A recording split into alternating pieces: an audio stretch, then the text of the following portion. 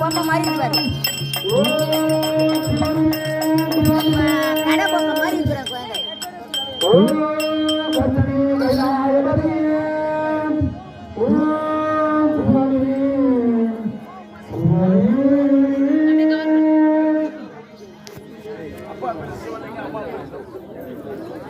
யானை போடுறது மட்டும் ஒவ்வொரு நாளாக யானை